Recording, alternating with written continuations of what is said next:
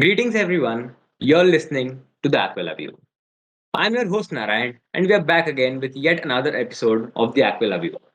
Today, we have with us Team Revamp from Delhi, India. Over the last couple of weeks, we are continuously recording podcasts with different teams from different countries. But this podcast is definitely going to be very much special as Team Revamp is competing with us now in the Open Nationals here in India. Moving ahead, over the next course of 20 to 25 minutes, we'll be talking to all of these young minds over different aspects of Formula One in schools and their busy yet adventurous journey till here. So, before wasting any other further time, let's get into the podcast. Firstly, welcome everybody to what we call the Aquilavi family.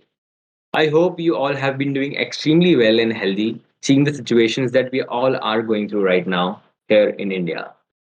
Before moving ahead, I'd like you all to please break the ice by giving us a short and brief introduction about yourselves and what's your role in Team Revamp is. Firstly, we'll start with Piyush. Hello, good morning, everyone. Good evening. My name is Piyush, and I'm sponsorship manager for Team Revamp. Okay, Piyush. Pranav. Good evening, guys. This is Pranav Goyal. I am the manager and the design engineer for Team Revamp. Thank you. Okay, Sahib. Good evening, everyone. I am the manufacturing engineer of Team Revamp. Great to meet you guys. All right. So that was lovely, short, crisp introduction about yourselves. Firstly, before asking my first question, I'd like to know what exactly the situation is back there in Delhi, and particularly about your area, because what we've been hearing from the news is just a manipulative number and some scary news that probably might be true. But you guys are probably living in Delhi right now, so you might be knowing the situations much better. So, what exactly is going on right now? But like the situation is currently more grave and more scarier than it is shown in the news. It is actually devastating in here. But like if you stay at home, if you follow the protocols, if you take care of yourself, you don't need to worry. You just have to stay home, stay still. Like everyone has a responsibility. If you be responsible enough, so you can be safe. Exactly. So, it's your responsibility to be safe and let people be safe, right? Because if you are getting infected, then probably you're infecting a family as well. Definitely, Pranav. And we hope that we soon recover from the second wave of COVID-19. And definitely, the vaccination process in India is at its peak, and the government is all the state government and the central government is trying their best to get people vaccinated, and people are really understanding the importance of vaccination. And I'll whosoever is listening us from India, I'd like to tell you guys, just go and take your first jab and just be home, and probably we'll definitely be able to break the chain. All right, my first question to you guys. The question goes is how you guys started your journey in Formula One in schools and how Team Revamp actually was formed and how it came into existence. We'll start with Piyush. Uh, Actually, first time Formula One was introduced to us to me actually to in class eighth. When I was in class eighth, I first participated in class eighth, and we actually couldn't do much because this was our first time, and we actually was very bad at that time. And then second time we participate as a team name, uh, and Team the Rush Knights as a second team in class nine, second year. At that time, we went in regionals and we were placed around like in top 20, I guess. I don't exactly remember number, but I guess top 20. And then in regionals, actually, I got sick. So that's why I couldn't come at sorry nationals. I couldn't come at nationals. So and in class 10th, I almost got sick. So that's why I couldn't participate again. And now in class 11th, some of our teammates of the Knights actually backed up. They didn't came, so we collaborated with Team Inferno, which was in class 9 who participated with us from our school. So that's how Team UM formed. Amazing, amazing. But probably Piyush, you're now in the national, right? So the outcome was great, probably. Pranav, what's your call in this? I Piyush had like told about his journey. Mine is a bit different. Like Piyush joined in from season one in class eight.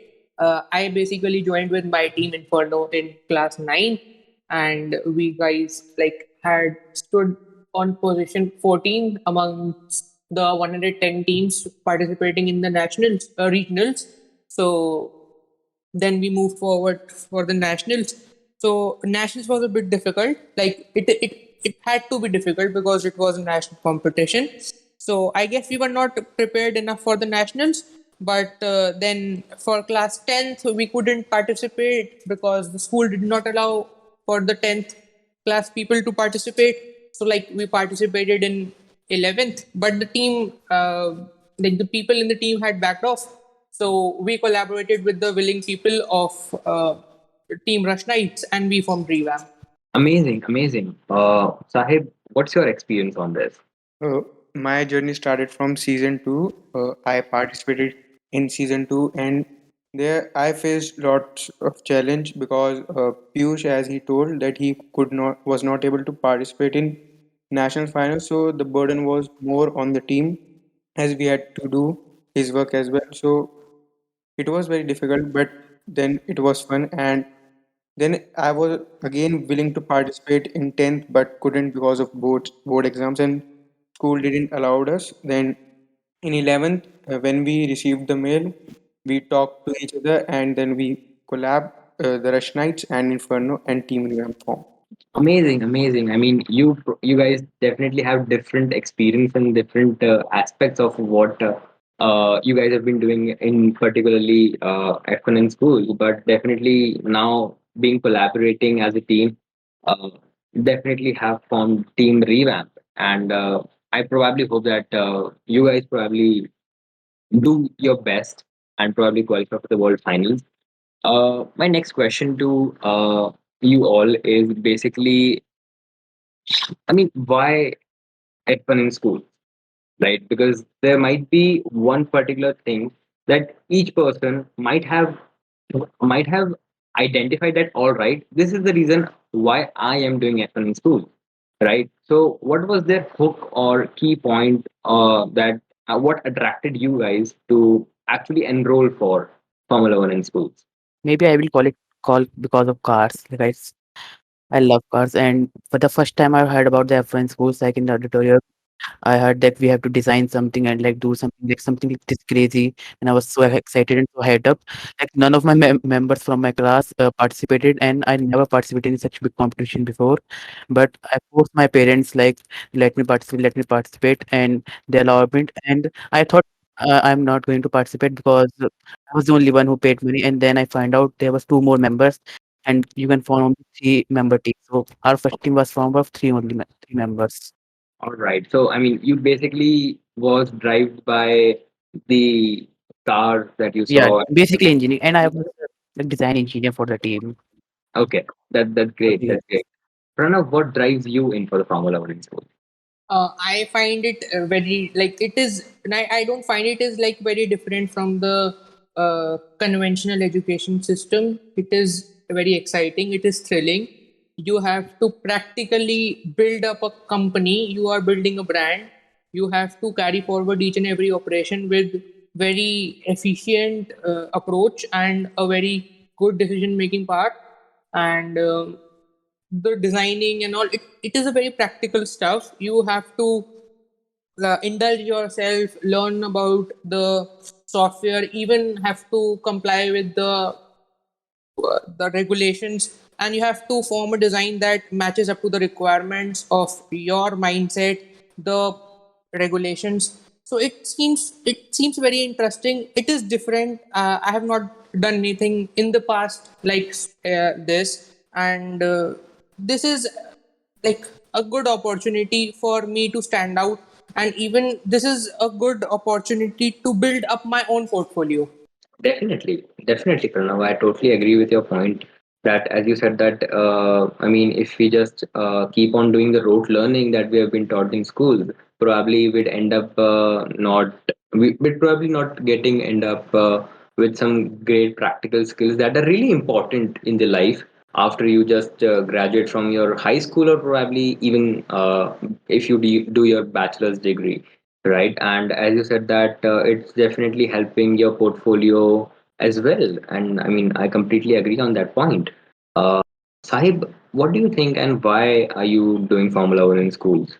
My reason for participating in Formula One was that I usually did not participate in many events, and I was like a very introvert child. So I wanted to improve my communication skills and want to learn different things. And I find Formula One very interesting in that sense. So I decided to participate.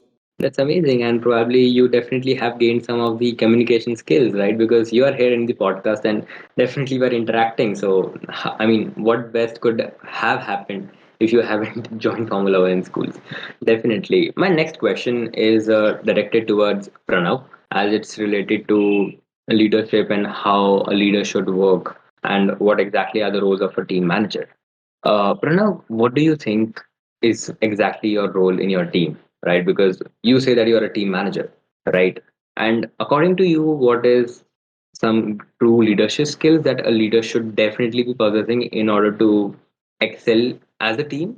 And after you have answered all of these two questions, I'd like to know that what are some of the challenges that you recently faced and how probably you I mean came over all of those challenges. Yeah. So I believe that being a leader for the team is like you are the binding substance of the team. You have to bind each and every member, each and every other post together and make them work. Like everyone is working in different directions, so you have to streamline them all together in one direction, and you have to increase the output efficiency of the team. So I believe that's the role of a leader for a team. As for me, I think that I have been doing this from quite long, like from past 2 seasons. So I know what, and basically everybody knows that what has to be done. It's just about that you have to have a person. Like I believe we have to have a person who can guide us through things. So in our team, basically, if even if I am the leader, if any of us feels anything has to be done in a certain way, so we are open to each other. We tell that person about the certain thing, and we discuss upon that. The team calls for a meeting. We follow his thought process. We debate around it, and then we go with that decision. So I believe that we are good as a team.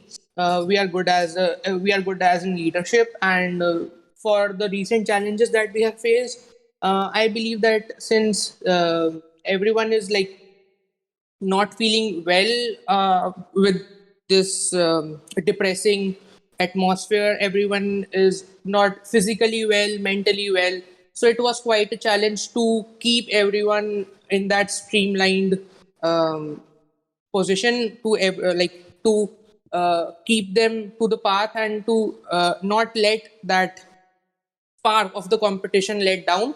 The spirit must be maintained. So that's what the challenge that we had faced. Exactly. And probably, as you talked about the challenge about I mean, definitely, we all sitting at home, and probably the mental health is being affected for sure. And if we talk about the challenge that we really faced during the regional finals, I mean, you call it regional finals or the open national qualifiers, uh, probably this was one of the reasons, probably because we started doing the work very late, and but I mean hopefully we completed it on time and we submitted it on time, but definitely that was a big challenge or a setback for all of us, and definitely I guess everything unlocks soon and probably we are able to meet in person and have everything in person because that experience is altogether different. Leading to my next question is that what do you guys think? I mean, you guys have been participating in Formula One in school from quite a few years, right? And you definitely have experience of how actual competition works. And now, probably during this lockdown phase, you guys have the experience of how a virtual competition works. What do you guys think that how should Formula One in schools in future should be working on? I mean, should it be hold together virtual or hold together actual or a hybrid version of something? I guess it should go together actual. And first I would like to see we didn't participate in virtual actually. We directly got the invitation from F1 to participate in nations. Exactly. So, I mean, what do you think, Piyush? How should it work like? I mean, should it be virtual or should it be actual? Since you guys haven't tried the virtual thing right now, what do you think? I believe it should be actually actual because the experience which you get from actual you can never get from virtual. I believe it's my personal opinion. That's true. I mean, there's nothing beating that knockout races, right? Yes, knockout races basically, and reaction time. This only you can get on virtual races, like portfolio interaction with the judges, etc. Yeah, yeah, yeah, definitely. Pranav, what do you think about this thing? Because I totally believe with what Piyush said because we have attended the competition for 2 times and the adrenaline rush is different. You can't have that feel when you're sitting at your home and you are doing that. You have to have that feeling. You feel as a team. You feel very responsible when you are in that arena. Not only just for the races but even for the presentations, even for the judgments. When you go, you sit in front of the judges, you discuss their hardships, you discuss the competition, you elaborate how your journey was through the event. So that adrenaline rush is very important for me for the competition spirit to be maintained. And I would surely be going with the actuals because I find it most thrilling and most mind-boggling. got your point. Totally agreed on that, Pranav. But my next thing, I mean, that the next thing that arises to my mind is that what about the cost? Right now, we are sitting back at home. All right, I mean, there's no thrill and there's no excitement about the knockout races. But what do you think? I mean, if we see it from the cost perspective, we're saving a lot of money, right? So, what's your opinion on that? I totally agree with you. Like, yes, it is cost efficient. You don't have to spare money to book venues. You don't have to spare money to arrange for the meals. You don't have to spare money for different things for organizing an event, basically. But like, I believe that when you are conducting, when you are organizing such a level of event that's on international levels, national levels. So I believe it is it comes with it. It is very natural to have that expenses, but it is a good way if you are if you talk in terms of cost efficiency. So I believe that virtually conducting a event is much profitable, and you don't have to have shell out money. But still, for me, a competition of this level would be much more interesting if it was conducted in a actual way. I mean, yeah, I totally agree with your point. But I mean, that was something that you told about from a organizer's perspective, right? But what if we consider costs on a team's perspective, right? We do not have to spend much on our transportations and logistics and pit displays and even just printing the portfolios and all of these things. So, I mean, what do you think? I mean, we are saving. I mean, at same point, we are also saving up costs, right? So no hustle for getting that much of sponsorships, right? So, I mean, what's your opinion on it? Uh, yes, as a teams, from a team's perspective, we also have lots of cost cutting. We don't have to have the money to go from here and there for the transportation cost. We don't have to have plan the sundry charges.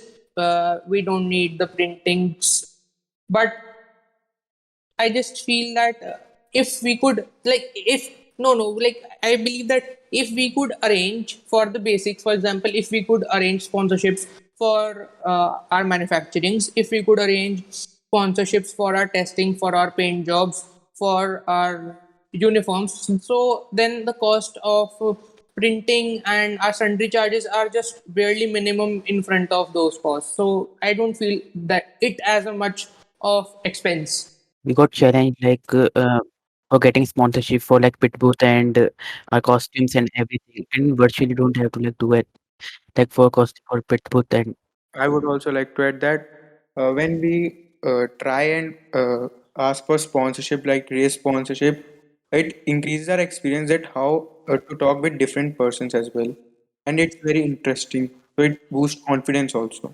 Exactly.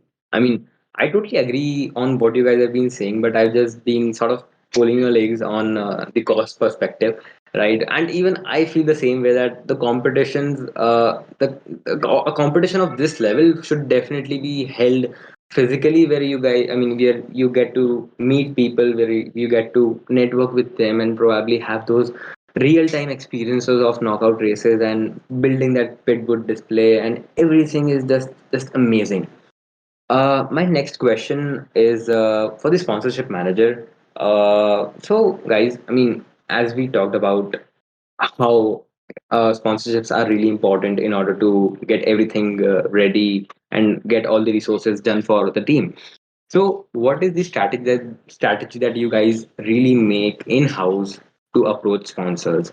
I mean, is it just a cold email that you just hit up to some random companies, or is it through some mutual connections that, all right, uh, he's the person whom I know somehow, and probably he's the one who is currently the managing director of some big company?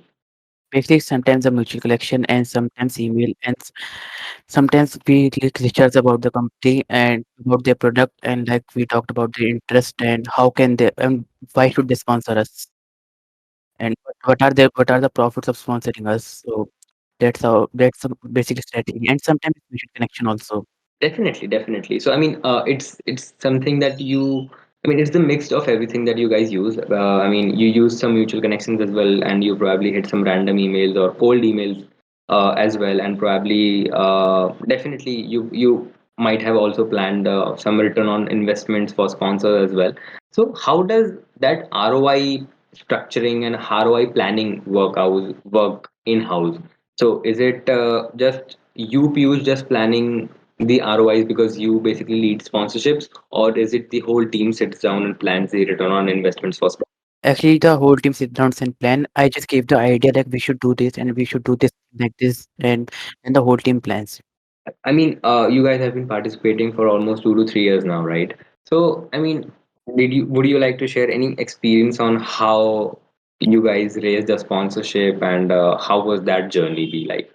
Actually, for current, we don't have sponsorship right now, and for last 2 years, I was not the sponsorship manager. So No problem. If Pranav, if you have some. Yeah, I would like to go. So it was like for like we participated for the season two, and that season two we had two competitions. So for that, like for my team, even though I was the manager, but we got through connections, through some emails, we found a sponsor who helped us got our 3D parts manufactured, and even we did a crowdfunding because we were short of a sponsor. So and we were short, like we were even short for the cash that we required.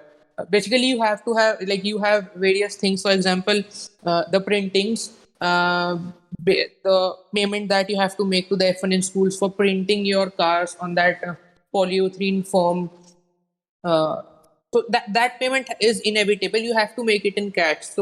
Uh, so for that payment, like we did not have a sponsor as in for cash, but what we did was we raised funds for around like 15K.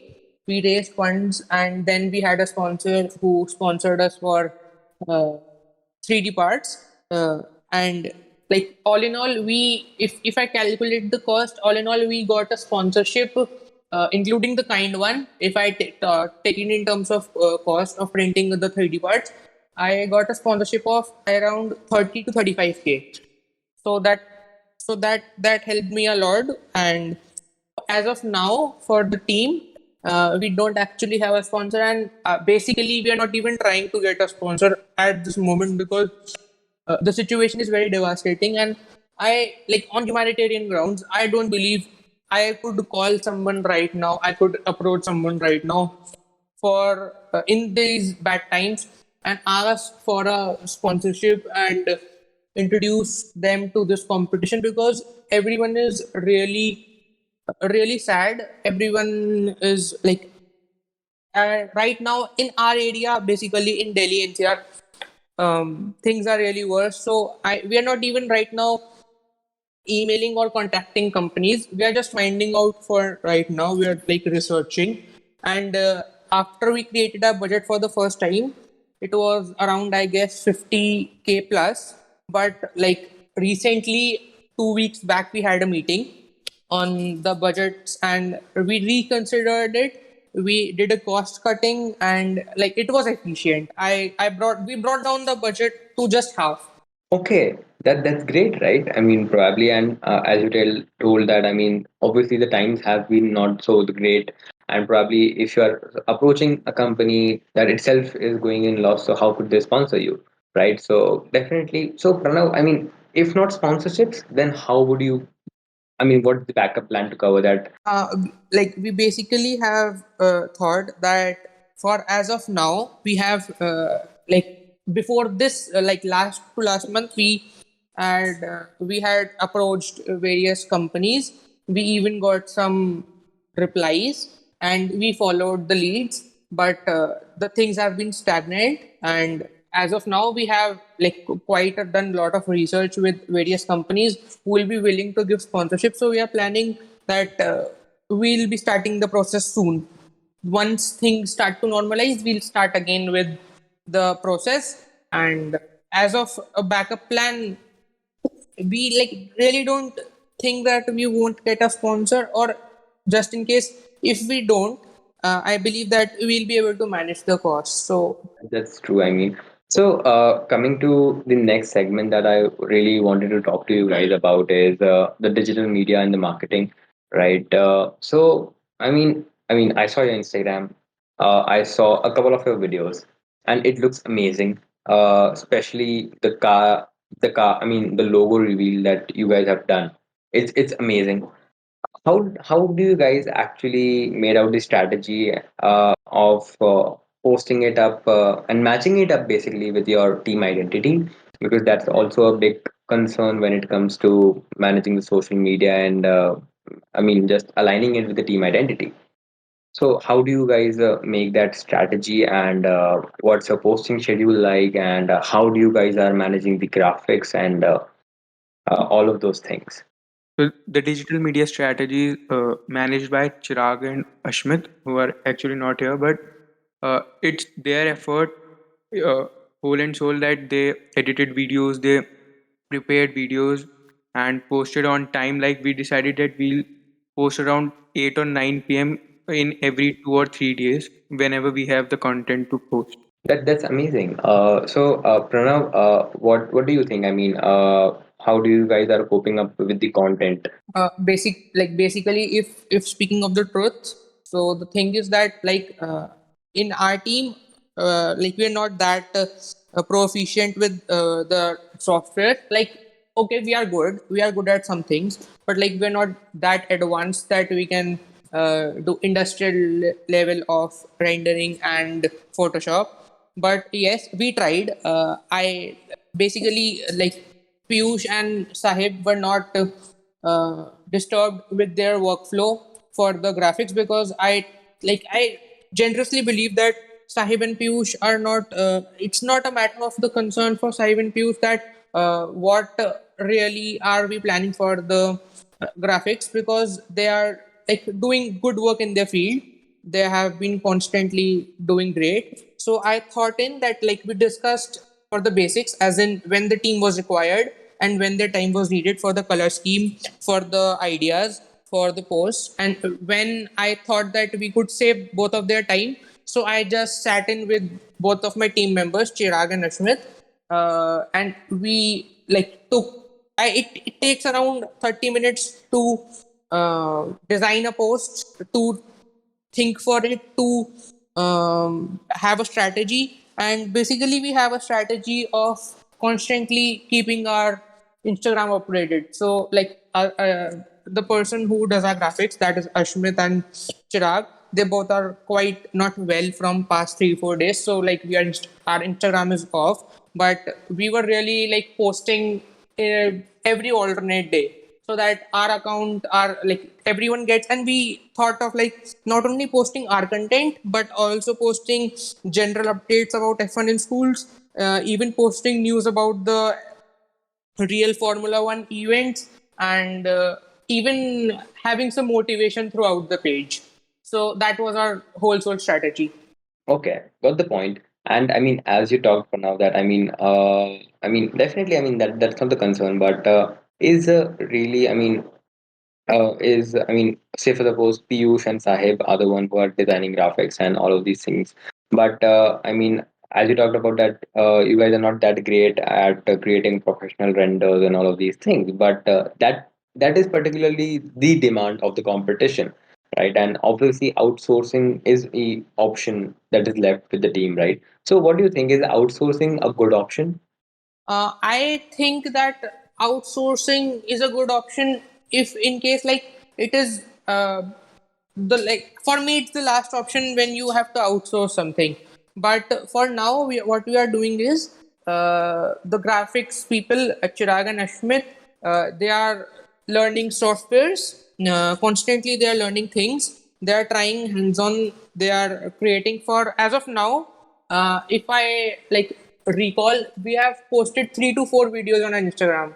So in 3 to 4 videos, only I guess one of the video, and in that one video, only just I guess a couple of renders were like outsourced. And outsourced, basically they were like we created our own renders, and we talked to the person concerned, like the person we had contracted, and we just wanted that person to like just edit our render, not in wholesale outsourcing, but we rendered it our own selves, and that person just basically rendered our pixels and the colors, and we were good to go. So I believe that we're not outsourcing, we are just taking some professional help at a point when we are like really like we're really required.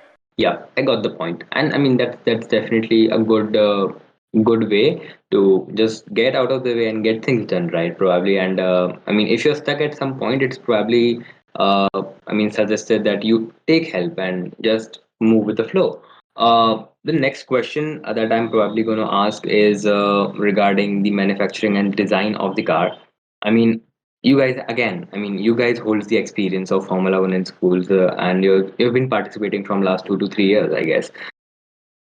So, what do you think before, when you just start building a car from scratch? What is your inspiration, and how do you really take that car design forward? And when the car design is done, how do you guys think about the materials and manufacturing of that? Because when you race, it's just not about the car design, but also we see that how good and how well the car is manufactured, right? So, how does that process look like? Basically, like I have been designing this year, and for my team last year, like from the business beginning, I am the designer for my team. So and for the Rush Nights, it was Piyush. So I'll go first, and then Piyush can continue for that. So for me, for the first time when I was designing, when I like designed my car, so I had gone through couple of designs that I saw over the internet.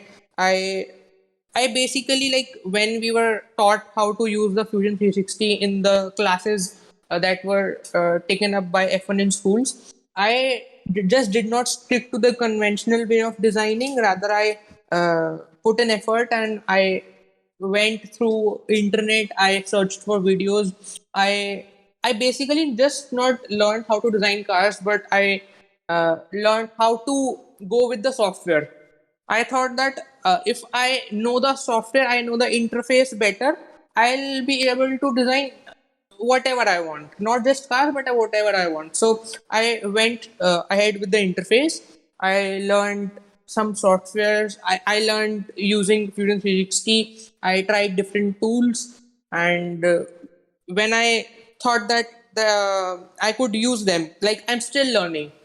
I'm still learning. You don't have an end to learning. You can learn uh, up to like whenever you want. So I am still learning, but when I thought that I could use my knowledge that I have learned to design cars, so I started designing. And basically building from scratch, you don't have like there are two kind of people who first have a strategy that what kind of inspiration you take, and second, there are people who just basically sculpt out a basic design. So what I do is I basically sculpt out a general design and a general block, and then when I design a general block, then I apply the rules and regulations, that the technical regulations by F1 in schools. Then after applying those regulations, I figured out that what could be made out of that sculpted block and what's the best that can be done to it. So then I mold it out, then I try different tools on it, and at the end, I design a car. And basically, from my experience, I believe that a car so small, that's just 21 centimeters long. If we talk of practicality, there are not much forces, for example, friction, drag acting on it. I believe uh, it's just the weight of the car. If your car is light enough, though, if you have to keep it a bit aerodynamic, it's not like if you keep a flat block that is light in weight that would thrust with a good speed. You have to keep it aerodynamic, but the basic thing is that the car should be light in weight. So the key concept for designing is your car must be light, and then you will fly. Definitely, definitely, Pranav. And we all definitely want to fly, right? Piyush, what's your experience on manufacturing? Actually, I'm a design engineer, not manufacturing, but uh, my experience was like I'll start from the starting. Like in class 8th, when took part first time participate in competition, I had no idea how to design a car, and I was not also the design engineer. My design engineer was someone else, and at the last moment, like he resigned, so I had to design the car. So I basically designed a simple car, which I had no idea how I designed. I just looked at an internet and just designed it. Basically a simple car, and then I went to the competition. I saw many different cars, like awesome, very much, pretty much amazing cars. So I got inspired by them, and uh, basically I think the next time I participate, so I go through the software and I think like how can I design. So firstly, I like design on a paper like simple car, basic idea behind the car, like how am I going to design that car, and like the rules and regulation about anything, and then I thought, what can I do to make it better?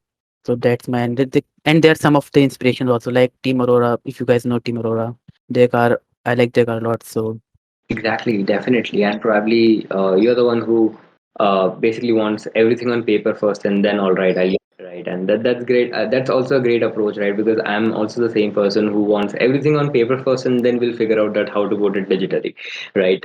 So that's great, Piyush, and also I like to take this opportunity to ask that. I mean, which softwares are you guys using for the CFDs and also the CAD? I mean, is it just the Fusion 360? Or I mean, is there answers involved, or is there SolidWorks involved, or how? I mean, what is it? ANSYS or Ilvordal scheme.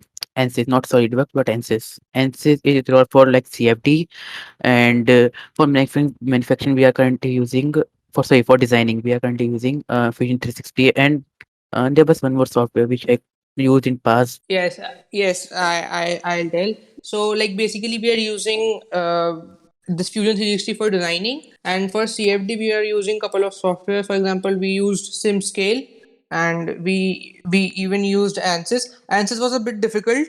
I found SimScale's interface a bit more of ease, and it was like much more interesting.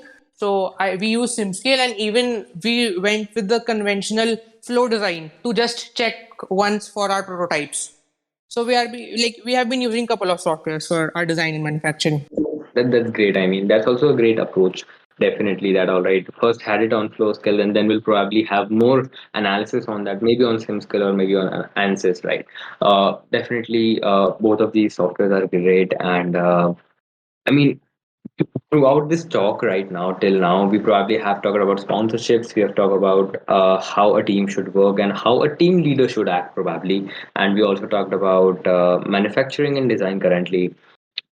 By this, we have almost approached the end of the podcast. But before we conclude the podcast, I'd like to know from all of you guys that how do you think? I mean, you guys are currently in high school, right? So, what exactly is your school playing in Formula One in schools, and how they're supporting you and how they're backing you up? I like as far as my opinion, in my opinion, I think that the school for this year, I would say that the school is not really. in taking this competition as seriously as we are taking, because because the thing is that the school, because more areas of more areas that they require their attention towards that, and uh, still we are coping up with the challenges. Everyone has to do everyone has to comply with the situations, so we are doing the same.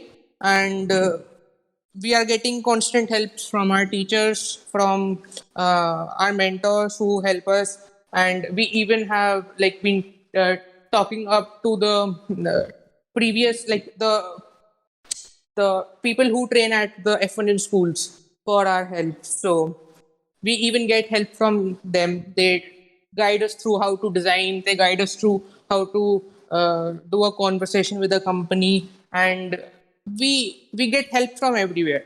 We just gather help from wherever we get, and we go forward. That's great. All right. Lastly, to conclude, I'd like to ask all of you guys that what's your strategy for this year's national finals in order to just nail the competition, right? Because I mean, there might also be a frustration inside that all right, we are participating from almost 3 to 4 years now, and now definitely we want to win this national finals and be the Indian team and go in the world finals and have that experience. So, what exactly strategies and planning is going on in house? I mean, in house planning right now. So basically, we feel at a point, at some point, we feel that frustration too. But our team is very optimistic, and we are really optimistic people, and we really believe that if we are trying to our level best, right? And we'll if we go with what we can do, so we'll perform the best we can. So I believe that even if though it is our we really want to win the competition, we are really trying hard, we are working uh, very efficiently from last two times. We are going with the flaws that we overlooked last time. That's a basic strategy, to not overlook things that we overlooked last time. And we certainly believe that we can win this. We certainly believe, we have a feeling that we can win this. Even everything seems very familiar because we have done it quite a time. So we feel we'll go this. We'll be the Indian team this time. Definitely amazing. So, before I mean, I finally conclude this thing. What do you think about Formula One in schools as a competition? I mean, what's your feeling about it, and how it has helped you shape as a better person? I think the Formula One is very great competition. Like it's a very great opportunity to like, improve your communications, improve your confidence, and like to learn experience, to get experience in like designing and working as a team. That's the main part. That's the main thing. And there's so many aspects that you can improve in Formula. And for me, like I've improved my communication skills a lot and design skills. I've introduced the new software like Fusion 360. Yep, that's great, Piyush. I mean, probably you have learned and acquired a lot of skills just doing Formula One in schools, right? And probably that no textbook might have taught you in high school, right? Pranav, take this forward. For me, I've learned many things. I have learned how to communicate well with people. I have learned how to design. I have learned how to basically take a team forward. Even though it is at a small level, but we are a team. I have to be the binding force of the team. I have to discuss it with my team members. I have to keep them together. So it is basically a lot of learning for me, and I have developed quite a lot through F1 in school. So it was a great experience for me. Amazing, Sahib. F1 in schools is a very interesting competition, and it's a very interesting way to learn different things.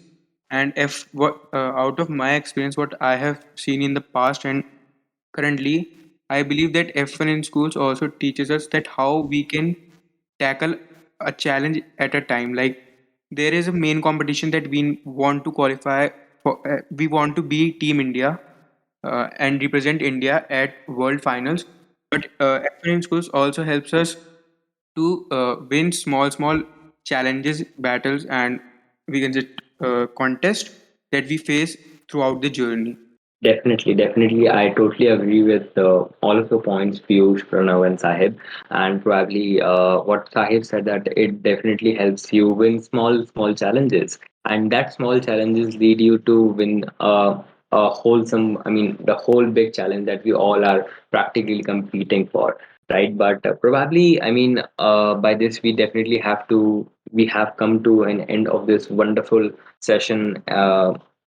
I mean, it was really lovely recording with all of you guys, and I hope that all of the audience that is listening to us would really enjoy that how we had a conversation. And probably till then, guys, stay tuned to the Aquila View. I'm your host Narayan, signing off.